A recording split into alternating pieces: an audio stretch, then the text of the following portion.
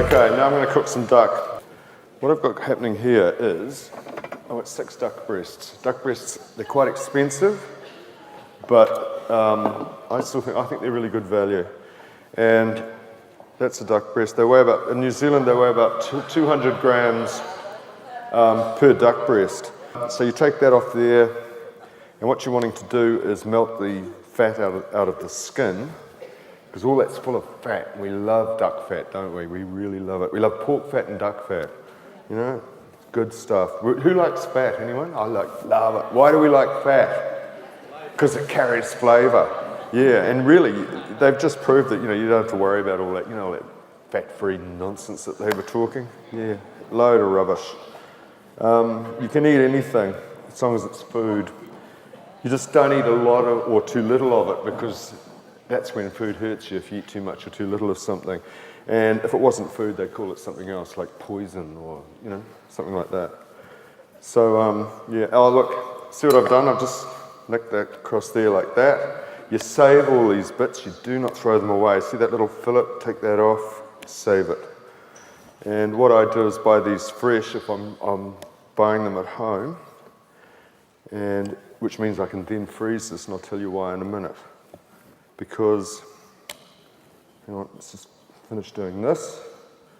And then I'm going to put these on to cook straight away and explain the rest of what I've been doing, what I've done. And I just need to, these have all been done, don't worry. I just need to take these bits of fat off, that's all. Which are delicious. So does anyone believe all that nonsense about fat, you know, making you fat and all that sort of stuff? That's all been discredited now. We all know this, don't we? It's sugar that you should worry about, you know? Yeah? See, just when you thought it was easy, you know, you could relax. You know, those nutritionists, they just torment you, don't they? All those terrible things they say about what you should and you shouldn't eat. And you wonder how the human race ever survived to, you know, have me here talking to you. I don't understand it. I just think it's a lot of nonsense myself, all that nutritional advice that we get given these days. It's absolute rubbish. Because if you have a look on it, usually all that nutritional advice, it's not that funny. All that nutritional advice is usually to market a product, you know, make you scared of something. Now, I'm going to get these cooking, and you can do this, you don't have to have a hot pan or anything. You can do it Sicilian style. And these duck breasts, you treat them exactly like a steak. On like medium heat, 8 minutes on the skin side, melt the fat out, turn them over, 4 minutes on the other side, they're done. That's all you have to do. You trim it up. I'll tell you what you do with this in a minute. Hold on, let's get this going. Right. Yep. Can I ask you, have you ever cooked and or eaten horse meat? Yes, I have, and donkey as well. And that's in Italy, because when they obviously eat it in Italy, and you go to places, remember going to the market in Padova, which is just outside Venice, and you go to the horse butcher, which I found who said that? You know, yeah, you eat lambs, don't you? You know? Which is quite a weird thing for me, you know, not coming from a culture that eats horses. It's like, what did I have? I think it was just like a little steak of it, and it was slightly sweet, I remember. But it was very lean, it was good. But you go to the horse butcher, and they've got all these like pictures, lovely, cute little pictures of horses on the wall, and these little china ornaments of horses on the counter, and you look out the back, and there's some guy with a big knife and a leg of Gigi, you know, slicing it off. Yeah, but that's just a cultural thing. There's nothing wrong with eating horse. There's nothing wrong with eating anything as long as it's food. Yeah. Right, someone time that for 8 minutes, please. Because what I'm going to do is just turn that down a bit. And that's going to cook. I don't need to put any fat in there. I started off with a cold pan. But I don't know if you can see that, but see how much fat's come out of that already? You don't waste it. You pour it off. You keep it. This stuff's great. What you can do is you can slice that into thin pieces or smaller pieces, and you just put it in the oven, let it go into like crackling. Take it out of the oven, and you just pour soy sauce all over it, and you get that lovely sweet, rich, crisp, like, you know, the same sort of thing that you get with belly pork when you put it in the oven. That's really good. Or What I do is I put that into the freezer, and every time I do some duck, I add more until I get a whole lot. And then at Christmas time, I chop all that up really small. I add a whole lot of fatty pork to it, lots of garlic, thyme, pepper and salt.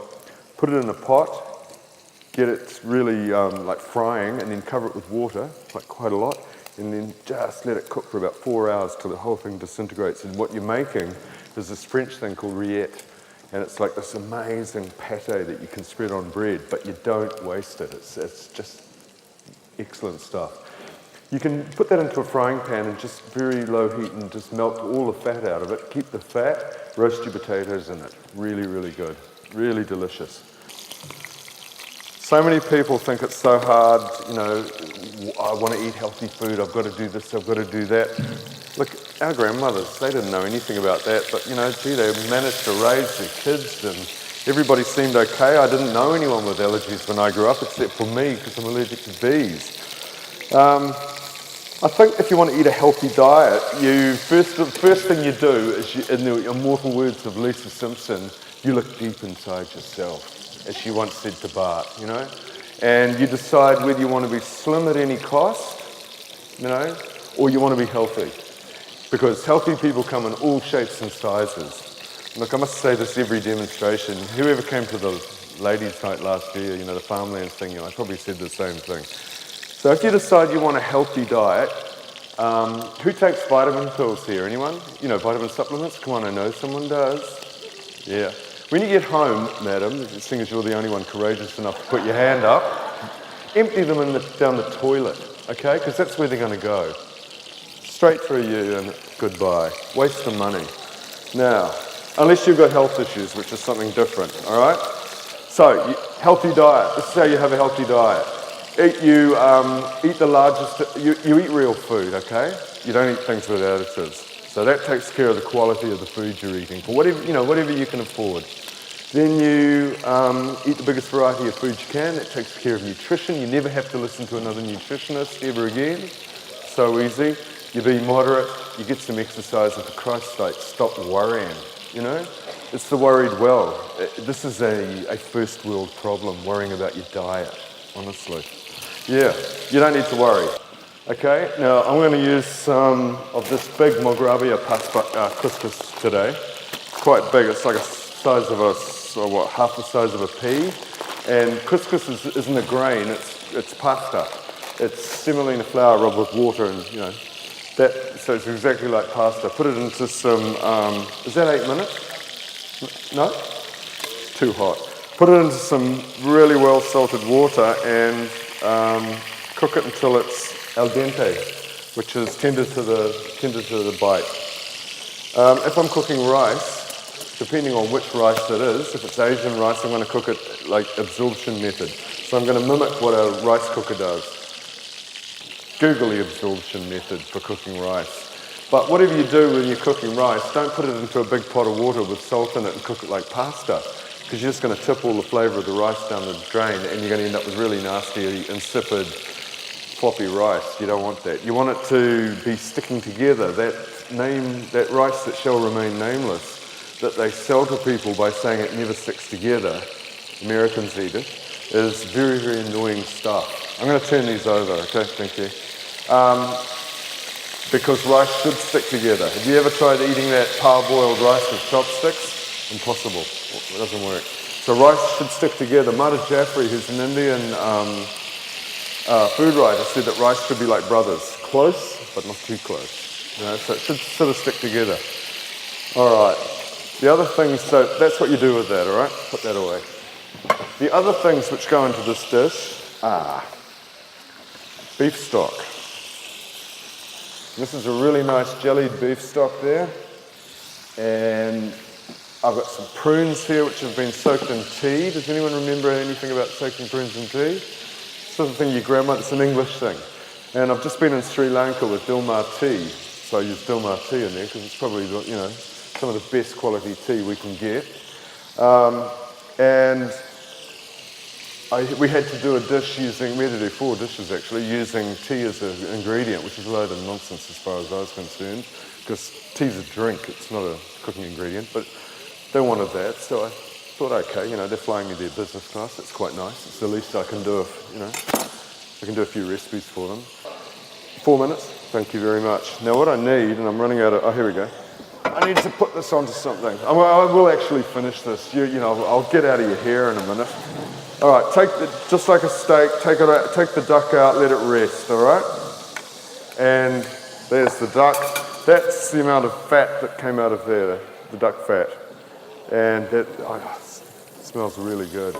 You know, you could just dip your bread in that, delicious. The thing about salt is there's no iodine in the soil in New Zealand, so of course you've got to have iodine, otherwise you get problems with thyroid. And one of the ways that they thought they could fix that was by putting it in salt. So that's why we have iodized salt, of course. And you know what I haven't got up here? I haven't got a really delicious bottle of, it's right there, thank you, of Milton Pinot Noir from Gisborne. All right, which is going to go into this pan. This is sheer luxury, being able to use that for cooking. All right, okay, turn the heat up, turn the heat right up. So you've got to have iodine, so a way of doing it. But I will pay top dollar for salt because I like the taste of it. And salts are like rice, they're like wine, they're like tea, they're like all sorts of things. They all have different flavors depending where they come from. So I will do that, but you do need to use a salt which has iodine in it because otherwise it's difficult to get iodine in this country. The good thing is, as we were talking before, is that Marlborough, you know, that lovely flaky sea salt that they make down in Marlborough, there's an iodized version. So if you want to pay a bit more for a really nice tasting salt, you don't mind throwing into everything, you can use that.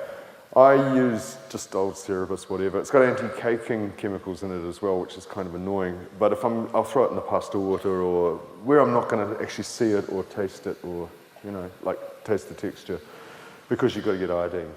Right, I've just about boiled all that wine away and all I want to do is make the sauce for this duck. I've got some roasted beetroot here. Look, I got some beetroot, cut the ends off. That's all I did. Put them back in there, no oil, nothing. They go into I think it's about 200-degree oven until they're tender, so you can push a skewer through them. Best way to cook beetroot. You put them in water, you're diluting all that lovely sweet earthy flavour, you know. So roast them, you're concentrating the flavour, it's much better. So I've got some of those here, which I'm about to cut up with my ungloved hands. And am I doing everything I said I'd do in this recipe? I can't, you know, I'm doing what I feel like doing tonight, you know, with what I can see around here. So that's really burning. I think this calls for a little more Milton treatment here. There we go, that's better. And the juice out of the duck goes in there as well. Okay, and the prunes go in there as well. It's quite good now. No one makes jokes about prunes anymore. You know, we must have grown up a bit, you know? It's good. And the beetroot. Okay. So all I'm doing is putting some nice little wedges of beetroot in there, and I'm just going to get that boiling. So I did this dish when I was in Sri Lanka. I had to do this in front of TV cameras because they wanted to film it. We did this in a garden, and it was 44 degrees centigrade. I seriously thought I was going to die. You don't seem impressed. You try cooking in 44 degrees centigrade. Right, look.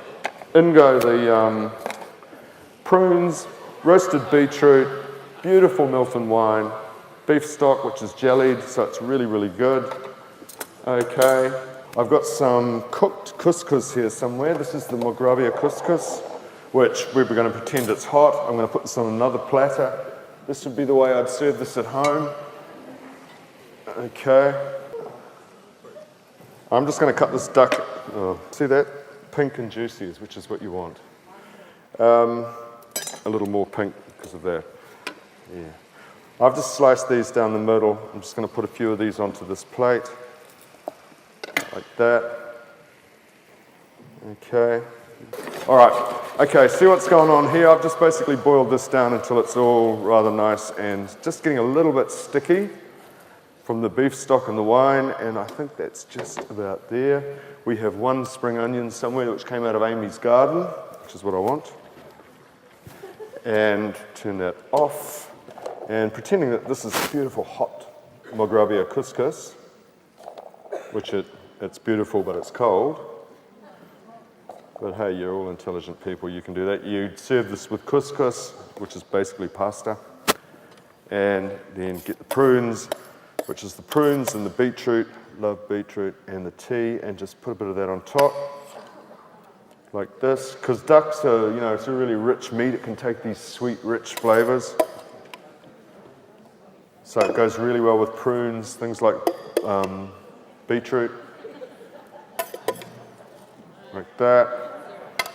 And then see how they're really sort of syrupy and sticky. And that's from the beef stock. And beef stock and duck, yeah, it's going to work. The other thing about duck is it can, you know, it can take those really grunty, meaty flavors, like that. And you could easily serve this for a dinner party. And then the only other thing I want to go on top of this is the most fantastic spring onion and gizmin.